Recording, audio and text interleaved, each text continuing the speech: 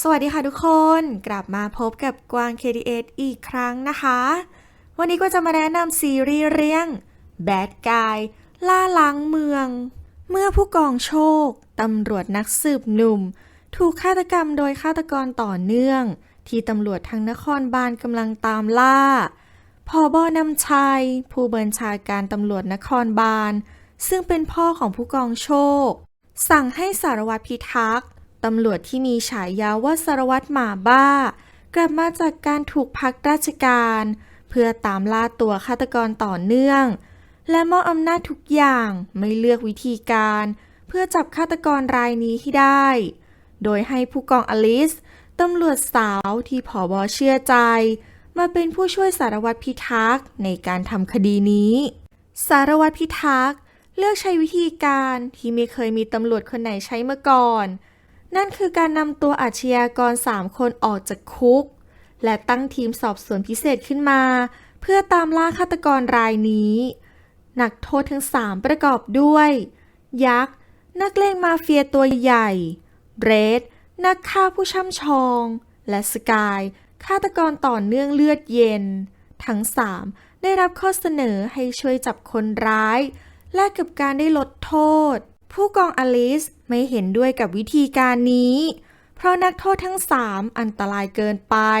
ที่จะปล่อยให้ออกมาเดินเพ่นพ่านในกรุงเทพ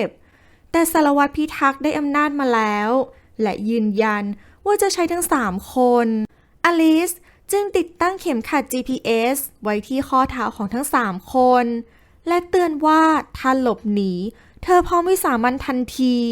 ทั้ง3ไม่มีความหวาดกลัวใดๆมีแต่อลิซที่ต้องหวาดหวั่นไปกับสายตาอันดุร้ายของพวกเขาอาชญากรทั้ง3แข่งกันตามล่าฆาตกรในแนวทางของตัวเองและพร้อมฟาดปากกันตลอดเวลาทำให้การทำงานเต็มไปด้วยความวุ่นวายจากการไม่ไว้ใจกันของทั้ง3และทั้ง3ก็ไม่ไว้ใจสารวัตรพิทักษ์อลิซสงสัยเบื้องหลังการเลือกทั้ง3มาทำงานว่ามีบางอย่างที่สารวัตรพิทักษ์ไม่ได้บอกเธอจึงสืบเบื้องหลังสารวัตรพิทักษ์อย่างลับๆพร้อมกับทำงานไปด้วยฆาตกรที่ฆ่าผู้กองโชคโดนจับอย่างรวดเร็วด้วยความสามารถของอาชญากรทั้ง3และสารวัตรพิทักษ์ยังใช้ทีมเฉพาะกิจนี้ในคดีอื่นๆต่อซึ่งผบ.ก็อนุญาตกระทั่งเกิดเหตุการณ์สุดคาดเดาขึ้นเมื่อมีบุคคลลึกลับออกคำสั่งให้อาชญากรแต่ละคนห้ามหันกันเองเมื่ออลิซได้รู้ความลับบางอย่างของผบ.นำชัยจนเธอไม่อาจไว้ใจเขาได้อีกต่อไปเธอจึงหันไปร่วมมือกับอัยการเผด็จเพื่อแชร์ผบ.นำชัยและปิดฉากทีมหมาบ้าแต่ขณะที่เรื่องยังไม่กระจ่างทีมหมาบ้าก็คิดว่ายังมีใครอีกคนที่ชักใยอยู่เบื้องหลังโดยคาแรคเตอร์ของตัวละครคนที่1เอ็มสุรศักดิ์รับบทเป็นสารวัตรพิทักษ์ฉายาสารวัตรหมาบ้าเป็นคนที่สายตาเต็มไปด้วยความเกลียดชังโลกเพราะปมจากความสูญเสียในอดีตจึงพร้อมที่จะใช้ความรุนแรงในการสืบสวนตลอดเวลาเชื่อว่าถ้าจะจัดการกับสัตว์ร้ายจะต้องเป็นสัตว์ร้ายด้วยกันเท่านั้นคนที่2ก๊อตจิรายุรับบทเป็นเรดนักฆ่ารับจ้างผู้ลึกลับไม่มีใครในวงการมือปืนหรือตำรวจที่รู้จักเขาจนวันที่เขามามอบตัวและสารภาพว่าฆ่าคนเขาไม่มีชื่อในทะเบียนราษฎร์ไม่มีแม้แต่รอยนิ้วมือเลดบอกเพียงว่าให้จับเขาไว้ในคุกไม่งั้นจะมีคนตายเพิ่มทำให้ถึงแม้จะไม่มีกฎหมายเอาผิดเขาได้แต่เขาอันตรายเกินกว่าจะปล่อยไปตำรวจจึงต้องขังเขาไว้ในคุกคนที่3นิ้งชัญญารับบทเป็นผู้กองอลิซรองสารวัตรในกลุ่มงานสอบสวนของนครบาลด้วยความที่เป็นผู้หญิงแต่กลับเติบโตในกลุ่มสายงานสืบสวนอย่างก้าวกระโดดจึงเป็นที่ค่อนขอดจากตำรวจด้วยกันว่าใช้เต้าไต่เธอจึงปฏิบัติงานอย่างเถียรตรงรวดเร็วและมุ่งมั่นในการทำผลงานเพื่อลบคำสบประมาทคนที่4หยวนกวินรัตน์รับบทเป็นยักษ์มือขวาเจ้าพ่อที่ยิ่งใหญ่ที่สุดในเขตธุรกิจกลางกรุงตัวใหญ่เสียงดังจนศัตรูหวาดกลัวเป็นคนเปิดเผยไม่แทงข้างหลังใคร ทำหน้าที่ดูแลควบคุมนักเลงด้วยคติที่ว่า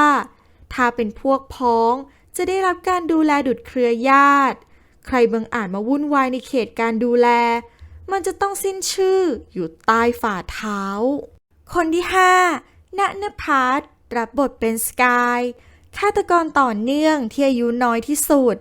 เป็นเด็กหนุ่ม IQ สูงหัวไวมีการสังเกตและจดจำดีเยี่ยมถูกจับเพราะจำนวนต่อหลักฐานและมักจะบอกว่าจำเหตุการณ์ที่ก่อไว้ไม่ได้มีความมั่นคงทางอารมณ์และสามารถควบคุมจิตตัวเองได้ดี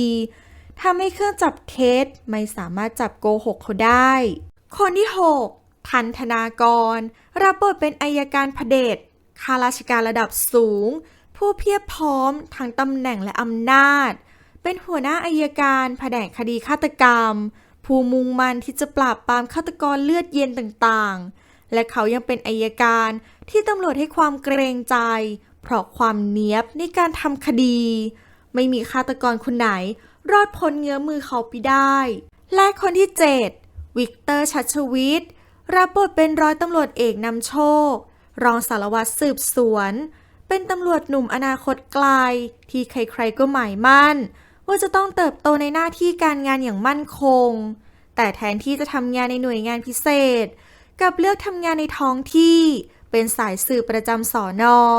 เพราะเขาไม่ต้องการได้ชื่อว่าเป็นตำรวจเส้นใหญ่และต้องการเติบโตด้วยตัวเองสุดท้ายแล้วพวกเขาจะตามล่าฆาตกรต่อเนื่องเพื่อแลกอิสรภาพได้หรือไม่เตรียมลุ้นไปกับซีรีส์เรื่องแบดกายล่าล้างเมืองทุกวันศุกร์และเสาร์เวลา 20 นาฬิกาทาง True ID True Vision ช่อง True Asian Mall 120 239 และ Netflix ออกอากาศตอนแรกวันศุกร์ที่ 2 กันยายนค่ะชอบก็กดถูกใจใช่ก็ช่วยกด Subscribe หรือกดติดตามให้กวางด้วยนะคะ